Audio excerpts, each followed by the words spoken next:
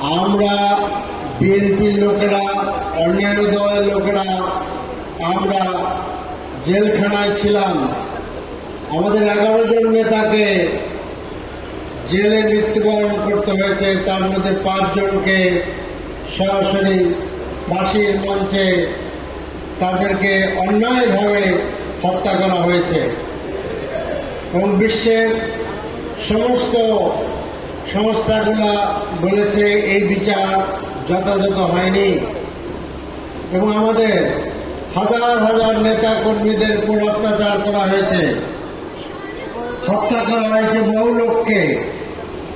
এমনই প্রেক্ষাপটে এই দেশে ৩৬ জুলাই আন্দোলন সংগঠিত হয়েছিল। The aspiration of ৩৬ July was to build a such a Bangladesh যেখানে মানুষ তাদের বঞ্চনা মুক্ত একটি দেশ ফিরে পাবে। এই প্রত্যাশা ছিল। জাতিসংঘের হিসাব মতেই ১৪০০ লোককে হত্যা করা হয়েছে, ৩৫,০০০ লোকের আপনার আহত হয়েছে, কেউ পা হারিয়েছে, কেউ হাত হারিয়েছে, আর অনেকেই জীবনের মতো তাদের এই চোখ হারিয়ে ফেলেছে। বাংলাদেশের সুন্দর দৃশ্য আর কখনো তারা দেখতে পারবে না। আমি গত মাসে ব্যাংকক গিয়েছিলাম। সেখানে আমি দেখেছি বেস্তানি হাসপাতালে জুলাই যোদ্ধাদেরকে, তারা কি করুণ পরিস্থিতির মধ্যে দিয়ে হাসপাতালের বেডে জীবন কাটাচ্ছে। এরকম যখন প্রেক্ষাপট, 23 শতকই আমাদের ফেব্রুয়ারি মাসে নির্বাচন অনুষ্ঠিত হল। এই নির্বাচন নিঃসন্দেহে একটি আশা নিয়ে বাংলাদেশের মানুষের সামনে এসেছিল। মানুষ ভেবেছিল এই নির্বাচনের মাধ্যমে তারা তাদের নিজেদের মতামত প্রকাশ করতে পারবে, নিজের পছন্দ মতো একটি সরকার গঠন করতে পারবে। কিন্তু দুঃখজনকভাবে আমরা লক্ষ্য করলাম যে নির্বাচনকে ম্যানিপুলেশন করা হয়েছে। এটা আমাদের বক্তব্য নয়। এই গত ইন্টারিম গভর্নমেন্টের আপনার একজন উপদেষ্টা সরাসরি বলেছেন যে আমরা তাদেরকে ক্ষমতায় আসতে দেইনি।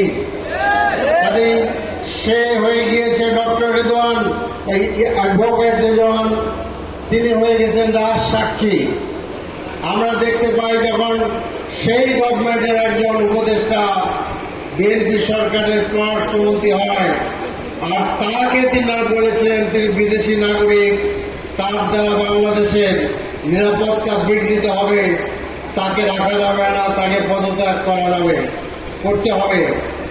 তো ইলেকশনের পরেই সে আপস ডাউন হয়ে গেল, সে লেফটি হয়ে গেল গুরুত্বপূর্ণ মন্ত্রণালয়ের আপনার মন্ত্রী। এমনি প্রেক্ষাপটে বাংলাদেশ আমরা আরো দেখলাম যে জুলাই চার্টারকে অস্বীকার করা হলো। জাতীয় সংসদের দক্ষিণ প্লাজায় জাতীয় আন্তর্জাতিক সমস্ত পক্ষকে সামনে রেখে যে লাইভ ব্রডকাস্ট করা হয়েছিল, সেখানে বিদেশি রাষ্ট্রদূতরা উপস্থিত ছিলেন। জুলাই চার্টারে আমরা স্বাক্ষর করেছিলাম, আমি নিজেও সেখানে ছিলাম। সেখানে বিএনপি স্বাক্ষর করেছিল মির্জা ফখরুল ইসলাম আলমগীরের নেতৃত্বে।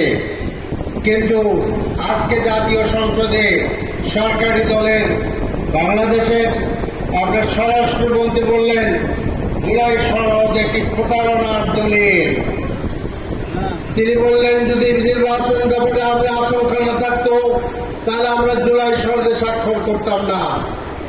এখন আপনি স্বাক্ষর করলেন, এখন বলছেন প্রতারণার দলিল।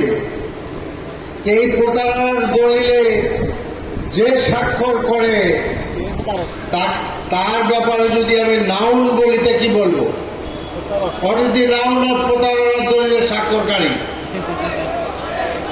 নাউনটা কি? যাই হোক, আমাদের সময় নাই। আমি শেষ করতে চাচ্ছি কথা বলে, আমরা একটা জাস্ট বাংলাদেশ গড়তে চাচ্ছি, আমরা একটা সুন্দর বাংলাদেশ গড়তে চাচ্ছি, যে বাংলাদেশে জাতি ধর্ম নির্বিশেষে সকল মানুষের সকল অধিকার নিশ্চিত হয়।